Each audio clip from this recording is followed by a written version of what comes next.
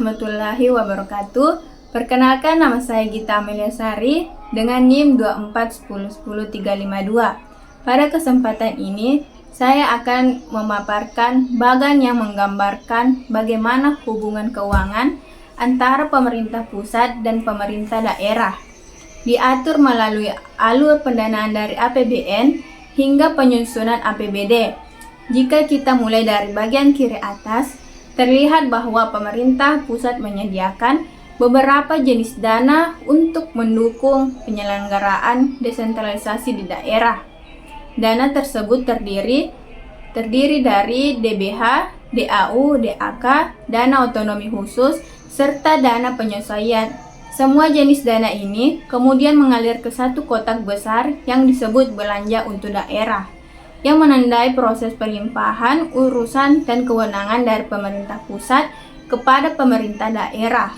Bergerak ke arah kiri bawah, aliran dana tersebut kemudian bergabung dengan sumber pendapatan lain yang dimiliki daerah. Pendapatan asli daerah PAD yang terdiri atas pajak, retribusi, bagian laba BUMD, dan sumber PAD lainnya menjadi komponen utama pendapatan lokal. Di samping itu ada juga DAPER, dana perimbangan, yang merupakan gabungan dari dana-dana transfer yang sebelumnya dikirim oleh pemerintah pusat. Selain itu, terdapat pula komponen lain pendapatan yang sah.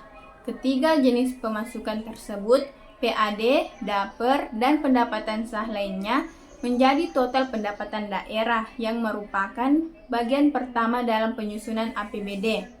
Dari sini kita masuk ke bagian tengah bagan yang berwarna kuning, yaitu bagian desentralisasi. Di bagian ini, pendapatan daerah tadi dialokasikan menjadi belanja daerah. Struktur belanja daerah terbagi menjadi dua, yaitu belanja operasional yang mencakup belanja pegawai, belanja barang, dan belanja lainnya, serta belanja modal untuk pembangunan infrastruktur dan aset daerah. Setelah belanja dihitung, daerah akan mengetahui apakah anggaran menghasilkan surplus atau defisit. Surplus atau defisit inilah yang menjadi bagian ketiga dalam siklus APBD. Pada bagian di bawah, terdapat lingkaran APBD yang menjadi rangkuman seluruh proses ini. APBD disusun dari pendapatan daerah, belanja daerah, dan hasil akhir berupa surplus atau defisit. Jika terjadi defisit, daerah dapat memenuhi melalui pembiayaan daerah, seperti mengambil pinjaman, menerbitkan obligasi daerah, menggunakan silpa, atau pembiayaan lainnya.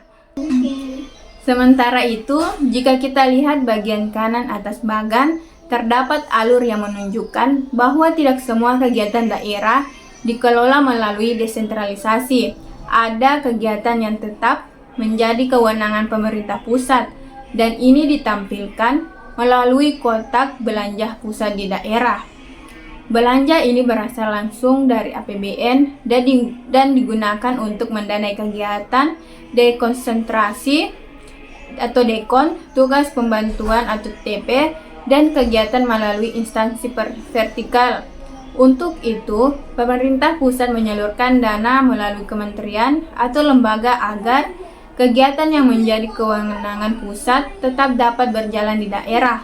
Dalam alur ini juga terdapat komponen dana vertikal yang memuat pembiayaan lainnya, pinjaman termasuk obligasi daerah, serta penggunaan silpa. Secara keseluruhan, bagan ini menunjukkan bahwa hubungan antara pusat dan daerah bersifat saling terhubung dan saling melengkapi. Di satu sisi, pusat memberikan dana dan kewenangan untuk mendukung desentralisasi. Sementara di sisi lainnya, pusat tetap menjalankan sejumlah urusan melalui belanja pusat di daerah.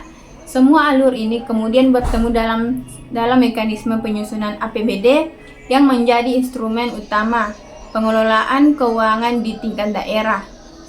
Struktur bagan ini membantu kita memahami bagaimana arus dana berjalan, siapa mengatur apa, dan bagaimana perencanaan anggaran dilakukan pada kedua level pemerintah. Sekian yang dapat saya sampaikan. Wassalamualaikum warahmatullahi wabarakatuh.